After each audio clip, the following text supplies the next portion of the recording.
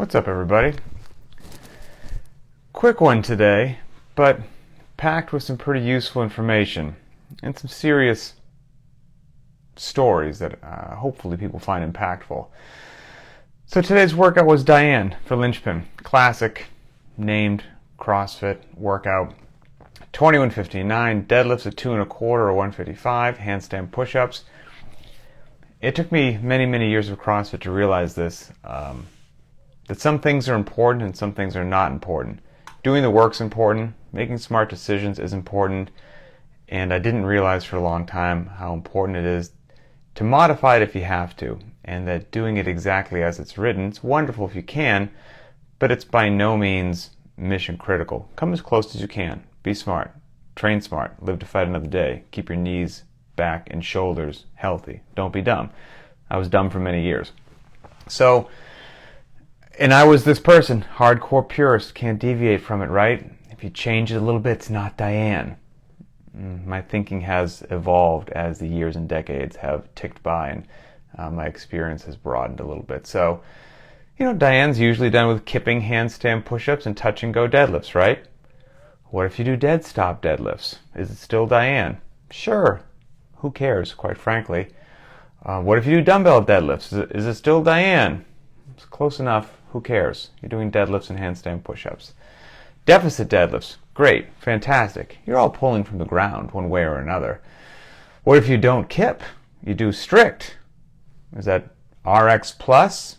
First of all, I can't stand that terminology. It's still just a version of Diane. That's all it is. And if that makes sense for your cervical spine or your sanity, do them strict. And Diane will be slower.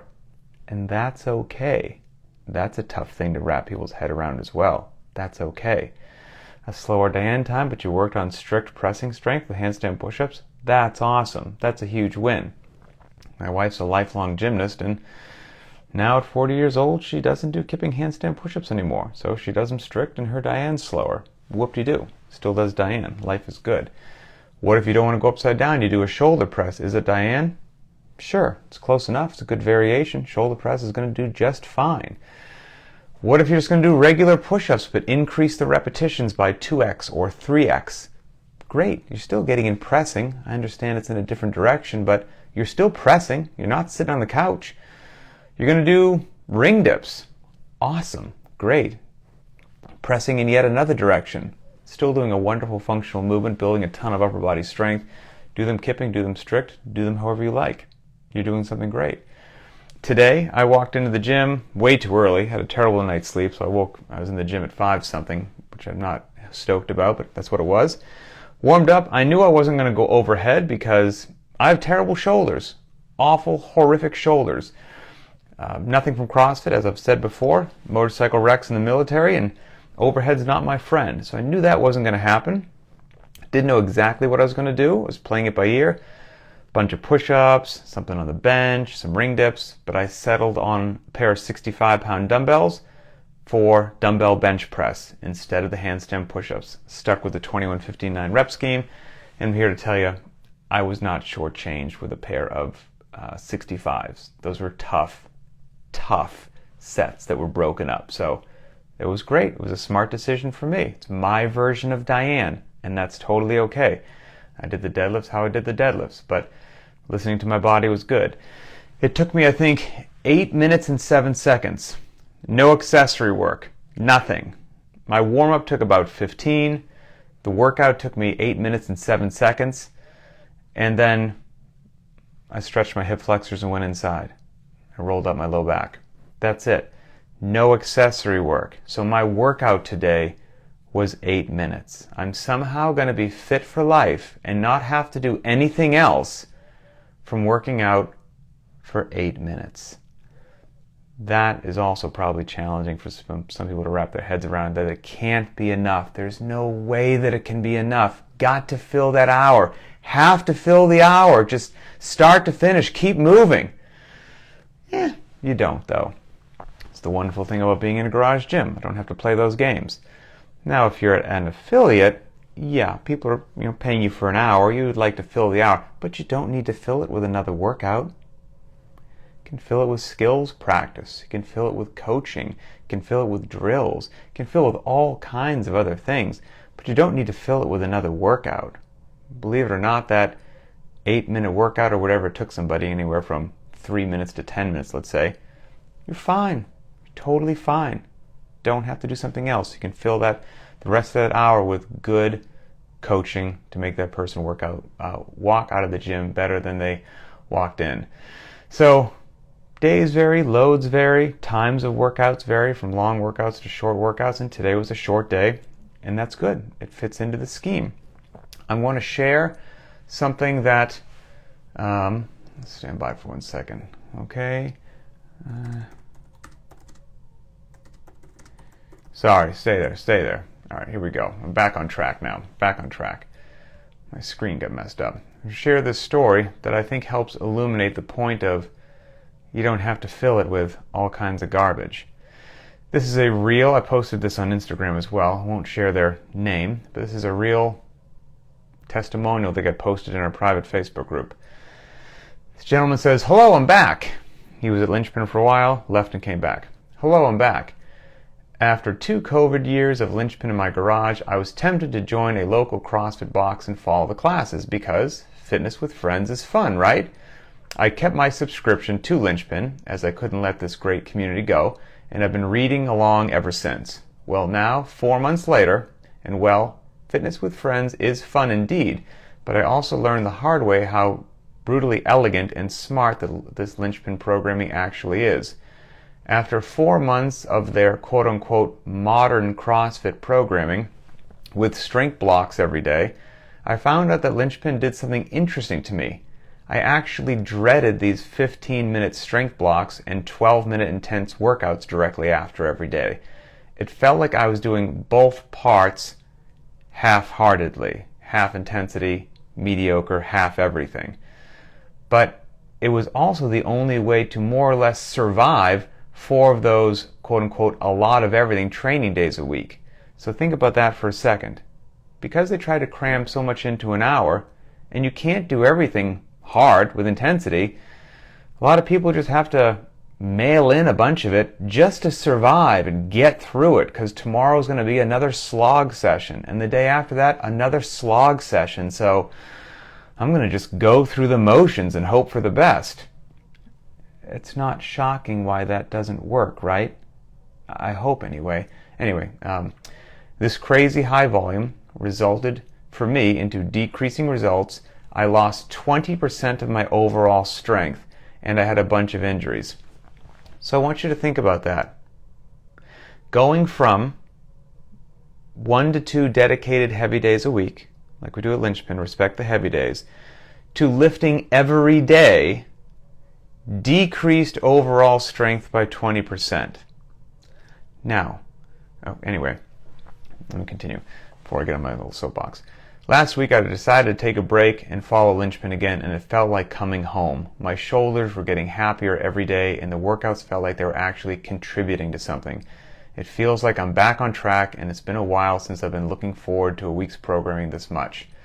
Now, somebody I'm sure will say, that's a crazy example. If you pick this one thing out of thin air, I don't know what to tell you. Trust me or don't trust me. I've been doing this a very long time. I get a tremendous amount of interaction, feedback, and messages from the entire CrossFit community. That thing that I just read right there, if I had $1 for every time somebody sent me a message like that or gave me a testimonial like that, I'd be a very wealthy person. Now, I know that some affiliates are doing business different than others. Some will do the strengthening every day, some won't. And there's hopefully some people listening to this that are like, so sorry that person had that experience. You know, we don't do that at our affiliate, we do something different. Good, that's fantastic. I'm by no means saying that, you know, this person couldn't have gone to a different affiliate and have a wonderful experience. I'm just telling you, I hear something like this regularly, which is why I've been very consistent with this message, right, of I hope people avoid that. More is not better. I hear this all the time. And if you're doing a lifting session every day and you're tired every day and you're beat down with another workout every day, you're not going to do anything well. You're not going to do anything with intensity and purposefulness. And then it's not going to work even though you're doing a lot of it. And as tough as it is for people to wrap their heads around that, if they did less and did it more intentionally, with more intensity, they would actually get better results from doing less. And that can be really hard for people to wrap their heads around.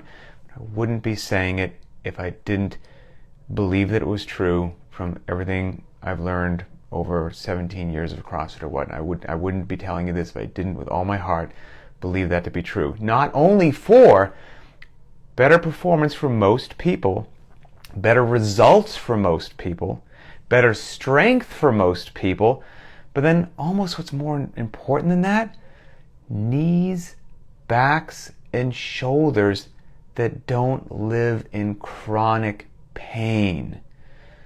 No one cares about your monster deadlift if you walk around with knee pain and back pain to achieve it. It's just not worth it.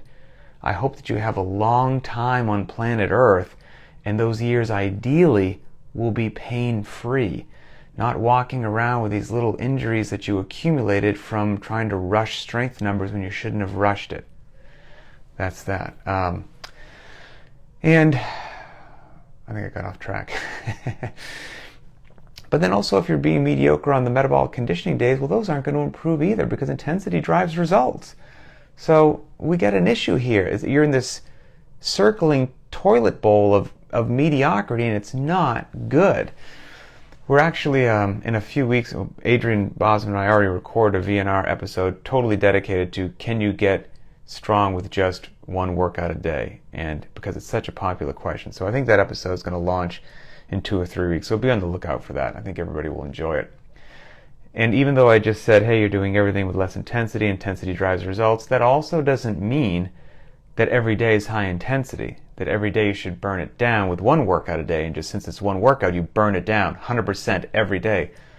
That's not what I said, never said that, and that's not what that you should do. You should modulate your intensity for that one workout a day as well. Allow yourself low intensity days, medium, and high intensity days. And doing that allows you to bring the heat on those days and to sustain training day after day. And when you're just lifting heavy on a dedicated heavy day, you can respect the heavy day, pour your heart and soul into it, properly warm up, take the proper rest periods between the big lifts, and actually move the needle forward.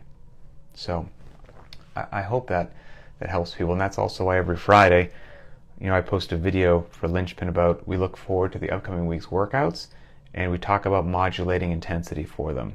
And everybody should have a plan. It doesn't have to match my plan, but you should have a plan. And that plan is not 100% every day. So that's that.